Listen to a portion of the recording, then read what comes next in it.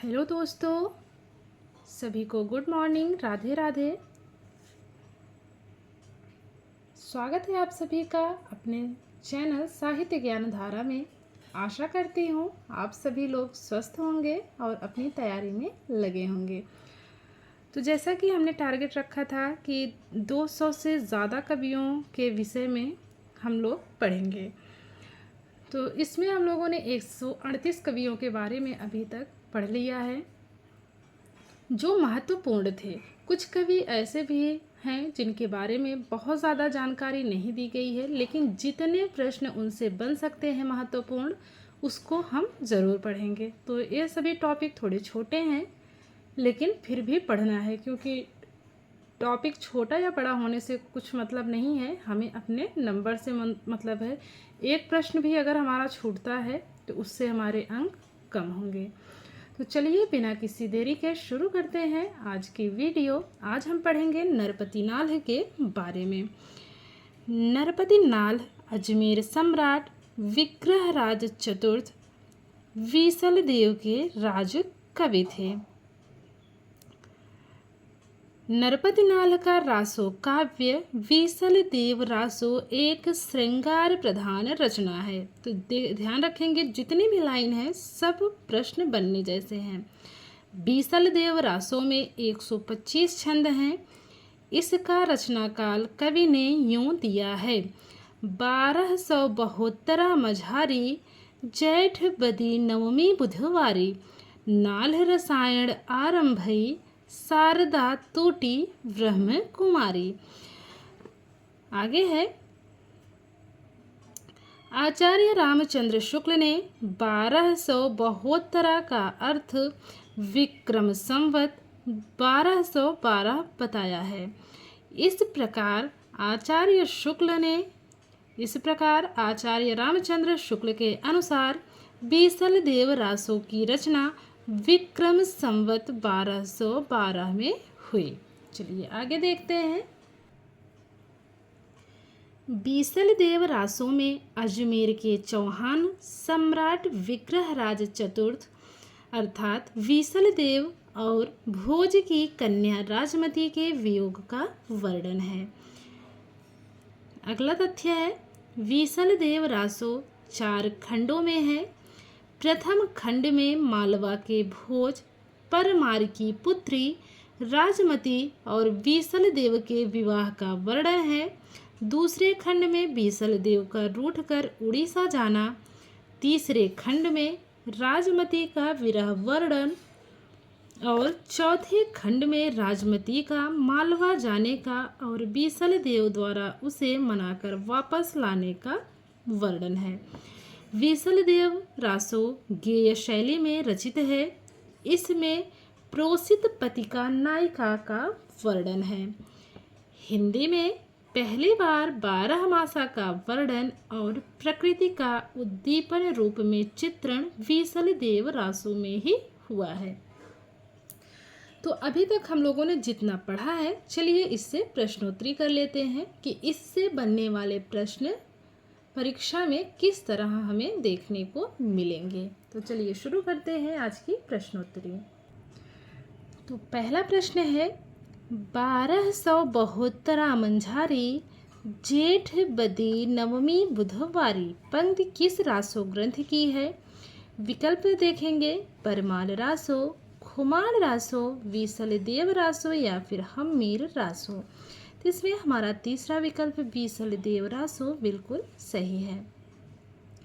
प्रश्न है, अजमेर नरेश विग्रहराज चतुर्थ के राज कवि थे? नरपति नाल, दलपत विजय, शारंगधर या फिर नल्ह सिंह। तो अजमेर नरेश विग्रहराज चतुर्थ अर्थात बीसल देव के राजकवि नरपति नाल थे। हमारा पहला विकल्प इसमें एकदम सही है। बात करेंगे अगले प्रश्न की। नरपति नाल द्वारा रचित रासो ग्रंथ है परमाल रासो, खुमान रासो, बीसल देव रासो या फिर हम्मीर रासो। तो इसमें हमारा तीसरा विकल्प बीसल देव रासो बिल्कुल सही है। बीसल देव रासो में कितने छंद हैं? 105, 205, 125 या फिर 305। इसमें हमारा पहला विकल्प माफ़ कीजिएगा, तीसरा विकल्प 125 सही है। प्रश्न देखेंगे।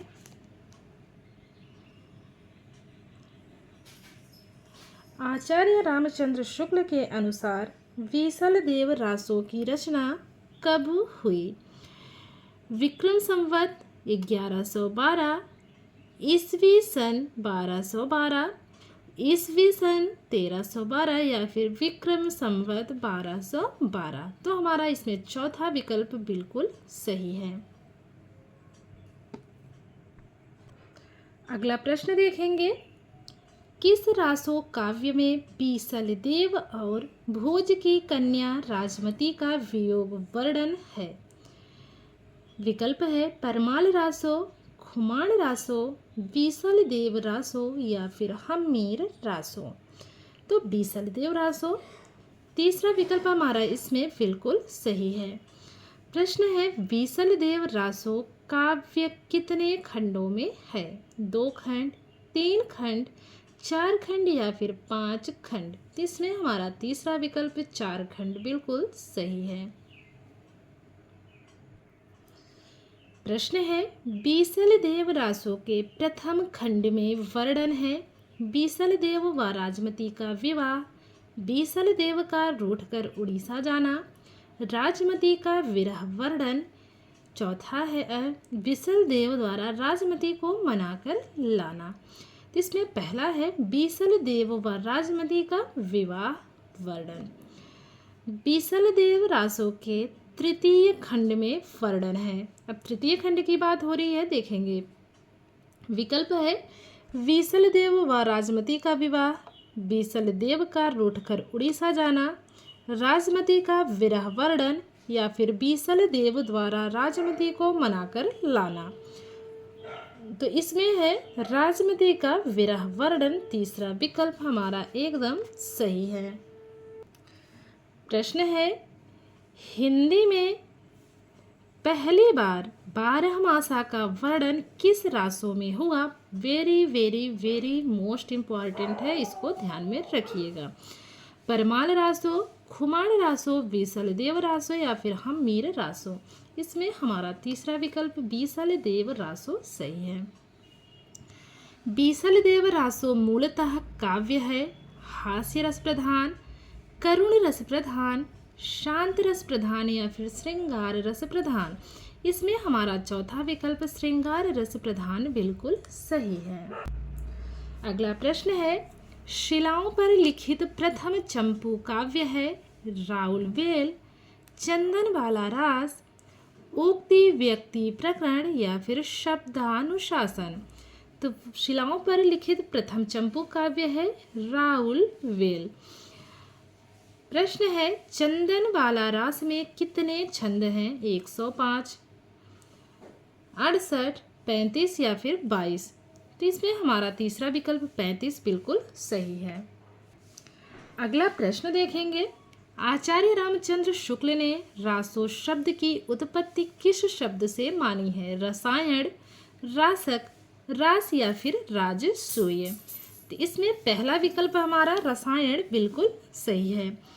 आचार्य रामचंद्र शुक्ल ने रासो शब्द के लिए रसायन शब्द किस रासो ग्रंथ में बार बार आना बताया है?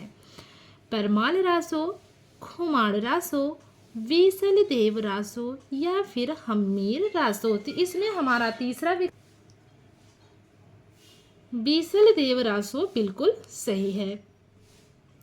बात करेंगे अगले प्रश्न की। तो हमारा अगला प्रश्न है नरोत्तम स्वामी ने रासो शब्द की उत्पत्ति किस शब्द से मानी है?